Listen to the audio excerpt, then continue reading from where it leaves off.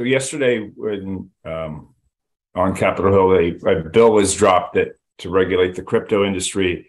A bipartisan bill by Cynthia Lummis of Wyoming, and Kirsten Gillibrand of New York. And this is something that Steiner and I have talked about on past calls with some of our guests, and that we've been keeping up on. This was the one main bill we thought was going to move. And so this is sort of a placeholder to start to regulate or look at regulating the crypto industry. As an article I read this morning pointed out, and I failed to see this yesterday, Gillibrand is on the Senate Agriculture Committee, which oversees the CFTC.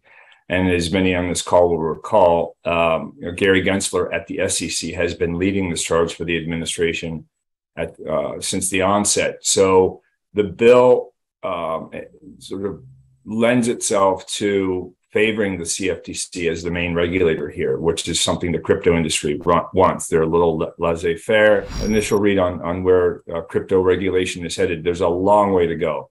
I think round one could go to the CFTC, given the direction of this legislation.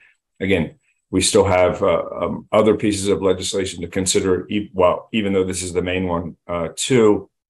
We still have other priorities that Congress is dealing with. So we don't even know that they're going to get to this right now. One of the things this bill does from a structure standpoint is that it ostensibly is sort of seeking to regulate stablecoins. So forcing, 100 cent on the dollar reserve requirements. But what it also does, it's almost like a Trojan horse, is it, as one of its provisions, will allow tax-free retail transactions for Bitcoin in purchase amounts under $200. So if you think about one of the big challenges from an adoption standpoint, obviously it's an asset and the IRS taxes it as one. So if you have unrealized gains or losses, you have to deal with that from a tax standpoint. And so this would, at a very low level, $200, exempt that. So again, ostensibly, it's aimed at restricting and regulating stable coins, obviously in the wake of Terra Luna.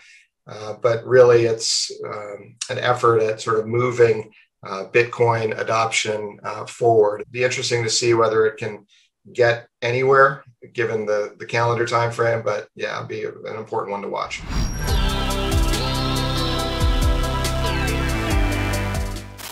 Hey there, Hedgeye Nation, or if you're not part of Hedgeye Nation, thanks for watching Hedgeye on YouTube. If you haven't already, make sure to click on the button below there. Subscribe to our YouTube page. You can also follow the link in the description to our website to get even more great investing content.